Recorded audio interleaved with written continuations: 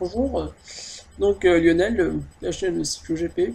Je tenais à vous présenter une série que j'ai débutée il y a un peu moins de 6 mois, pour la création de la chaîne. Effectivement, en fait, j'ai pas pu publier ces deux premières vidéos, donc trois d'ailleurs, parce que je mets sur Carmen Klinger, que je vous en parle un petit peu plus tard. Voilà, je vous en un peu plus. Ventlinger, ça sera sans doute pour début octobre, je pense, on verra, peut-être avant, même. Peut-être même, je devais me grouper les trois. Voilà, mais c'est trois, c'était, donc ça suivait un peu ce que je vous avais présenté sur Dajiro Kato. Bon, Dajiro Kato, c'était un ici. C'est un peu dans le même format. Donc j'ai appelé ça Trajectoire brisée, une série. C'est une série, comme vous pouvez l'avoir compris, donc trajectoire brisée, en fait, qui est un jeu de mots, pour définir, des carrières de pilotes qui ont été brisées soit par un accident, soit par un accident, donc soit avec des pilotes qui ont été tués dans un accident qui a marqué la discipline et apporté souvent énormément de progrès et des réformes violentes et des réformes souvent parfois violentes au niveau de la discipline.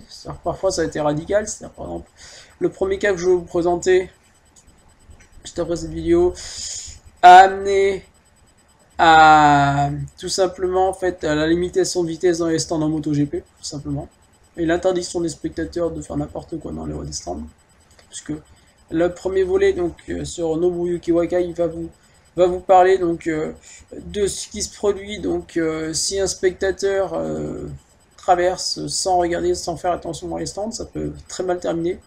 Et là c'est pas par exemple comme dans le cas de Zolder en 80 où c'est un mécano qui a été tué. Là, c'est le cas d'un pilote qui est tué par un spectateur qui traverse sans regarder. Le second cas, que je vous présenterai, donc je publierai la vidéo dans 2-3 jours. On verra si c'était un peu une série de vidéos que je vais vous sortir là assez vite, enchaîner assez vite.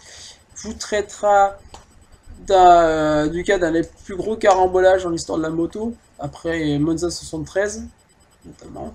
Là, j'ai décidé de pas traiter Monza 73 d'ailleurs, Renzo Pasolini et Saarinen. Là, j'ai décidé de vous traiter dans ce second cas de Ivan Palatzese, qui est toujours à l'heure actuelle le plus jeune pilote en MotoGP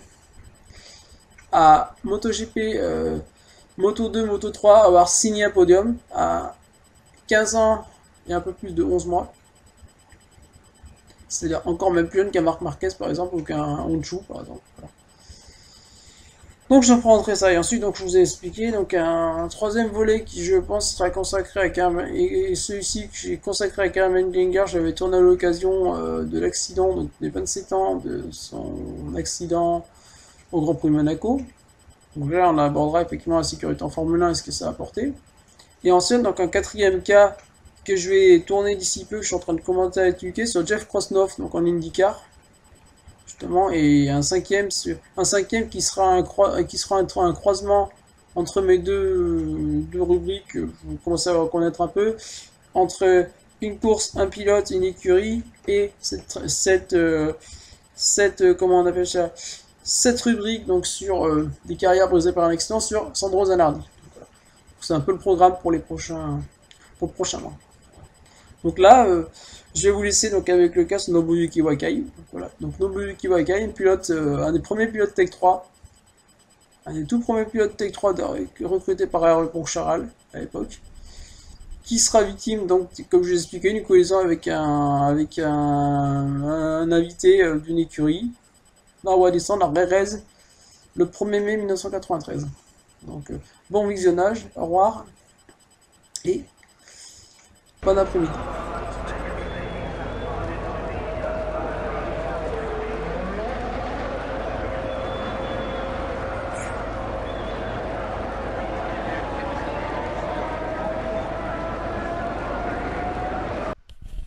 Bonjour, Lionel de la chaîne Cyclo GP. Aujourd'hui, pour une évocation, un autre 1er mai, tout aussi dramatique, voire même encore plus bête que celui-ci de 1994, un an avant. Donc là, j'ai décidé, c'est le premier volet de ce que j'ai appelé, je vous ai expliqué toujours, trajectoire brisée. Donc consacré aujourd'hui au pilote moto japonais Nobuyuki Wakai. Donc mort, comme vous l'avez compris, un 1er mai 1993 lors des qualifications du Grand Prix d'Espagne disputé cette année-là à Jerez de la Frontera en Espagne. Voilà. Donc Nobuyuki Wakai donc, est un pilote japonais qui est au moment de son accident à 25 ans, qui est pilote plus ou moins pilote non pas officiel mais semi-officiel Suzuki en 250 puisqu'il a intégré Suzuki la 250 cette année-là. Donc en fait semi-officiel, pourquoi? Parce qu'en fait George Kosinski chez Tech 3 qui était l'écurie officielle de Suzuki à ce moment-là en 250 va être tout seul.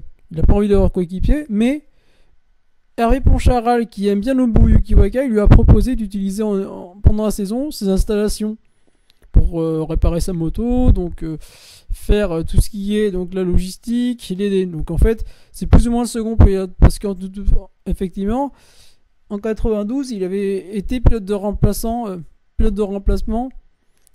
pour l'écurie Tech 3. Donc effectivement, donc c'est un service contre service entre eux. Genre à la fin, je vous lirai une petite interview d'ailleurs au sujet, justement. D'Hervé Poncharal. Ouais, donc en fait, Wakai, donc lui, il décide de disputer cette saison parce qu'effectivement, c'est un des rares japonais qui dispute la saison intégrale, lui. Bon, il avait commencé en 1990 comme beaucoup de japonais en faisant uniquement le Grand Prix du Japon. Puis, il a décidé de passer directement au mondial en 125, d'abord. Avec quelques résultats, il signe notamment 2 podiums, plusieurs 4e places, plusieurs places dans les 5 premiers. Il termine 2 fois 10e du championnat. Donc c'est un pilote qui semble promettre en 125, qui gagne pas mais qui est prometteur, qui est assez régulier, qui est un bon pilote de milieu de tableau. Puisque d'ailleurs, dès son premier Grand Prix, il marque des points. Par une 13e place. Donc effectivement, ce qui lui vaut le coup de monter en 250. Et donc là, il pousse un peu ses camarades à venir pratiquer plus en mondial, notamment Ueda, Sakata, Harada, Liaoki, donc des très bons pilotes là-bas, des pointures là-bas. Voilà. Donc ils arrivent. Donc les Japonais le suivent, arrivent, dominent. Lui, par contre, il se morfond encore un petit peu avec du matériel, certes bon, mais comme du matériel privé. Il gagne. Il remportera jamais de course, mais ouais. Donc comme je vous expliquais, ça sera toujours un pilote de milieu de tableau. Mais quand même, c'est un pilote qui est toujours régulier, donc qui à la fin de saison souvent peut se passer dans les 10 premiers. Bien, donc arrive 1993. 1993, c'est une année qui est moins bonne pour lui, qui semble plus difficile malgré l'aide de Hervé Poncharal, ça semble plus difficile. Il rate ses premières courses. Il ne termine jamais dans les points. Ni en Australie, ni au Japon, ni en Malaisie. Alors que l'année précédente au Japon, sous des orages, il avait réussi à terminer 3ème sur le podium en 125 comme meilleur résultat. Mais arrive le Grand Prix d'Espagne, comme je vous expliquais tout à l'heure. Donc Wakai est qualifié, effectivement.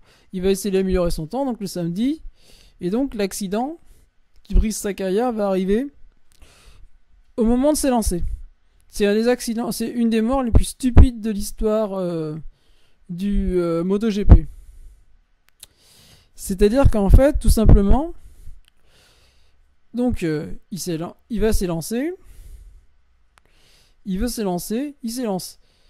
Et en fait, il est surpris par un ami de Loris Reggiani qui se trouvait ici, on ne sait pas pour quelle raison, donc dans une zone qui était réservée uniquement aux ingénieurs, et éventuellement aux invités, mais les invités doivent rester dans les stands, donc lui il traverse.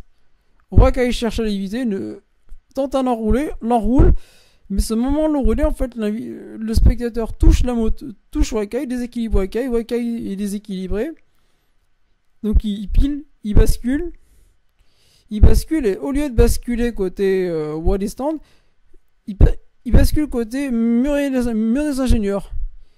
Et donc il percute le trottoir, il percute le petit muret qui protège le mur des ingénieurs côté wall des stands. Et le tout percutant donc sous le menton, donc se brisant la nuque. Malheureusement, les secouristes ne peuvent absolument rien. Et Wakai meurt le soir. Meurt soi-même. Voilà. Et ça restera jusqu'à Daijiro Kato le seul mort en Grand Prix. Bon, si on accepte Pryor l'année suivante, et ça sera donc effectivement un des derniers morts qu'on a eu en MotoGP. Puisque depuis Wakai, il n'y en a eu que 5 morts en MotoGP. Voilà. Donc c'est dommage effectivement, et justement c'est là que je vais vous lire effectivement un peu les témoignages donc, de Hervé Poncharal à ce sujet-là. Donc lui, Hervé Poncharal explique: lors de ma saison en 1993, nous avions mis nos installations à disposition de certaines équipes moto privées japonaises. Donc Nobuyuki Wakai notamment était un de ces pilotes qui en bénéficiait. Il courait en 125 et je le considérais quasiment comme mon frère. On allait très souvent s'entraîner ensemble, on faisait du vélo, on était proches l'un de l'autre. Je faisais en sorte de m'occuper de lui. Et puis il est passé en 250 chez Suzuki. Un jour, alors qu'il sortait de la pit lane, il a heurté un spectateur, sa tête a cogné dans le mur et il est mort.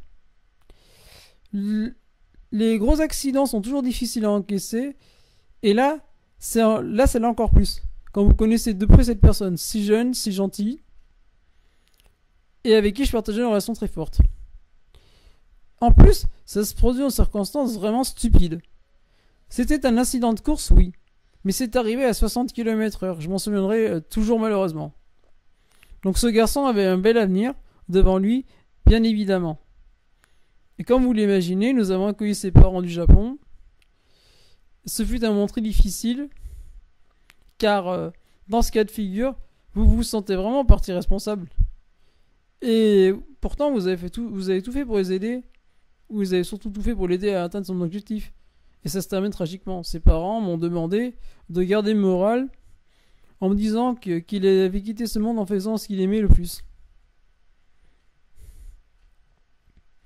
Et qu'il fallait que je retienne les meilleurs moments qu'on avait passés ensemble, voilà. Mais pourtant, pour moi, ce fut un des moments les plus difficiles. Voilà. Et d'ailleurs, en signe d'honneur, les pilotes japonais, après la course, iront toucher le mur, voilà. Comme pour... Et Tetsuya Harada, notamment, lui ira offrir son trophée qu'il a gagné ce jour même aux parents de son ami. Voilà. Puisque, effectivement, à l'origine, les Japonais ne voulaient pas participer à la course, mais Harada a été les voir et leur dit: faisons notre mieux pour Nobuyuki. Voilà. Donc c'est ainsi qu'ils ont gagné, qu'ils ont triomphé, et que ça a été un très bon week-end pour les pilotes nippons. Donc c'était Lionel Rosière, donc de HN Cycle GP, pour une courte trajectoire brisée consacrée à Nobuyuki Wakai. Au revoir et bonne soirée.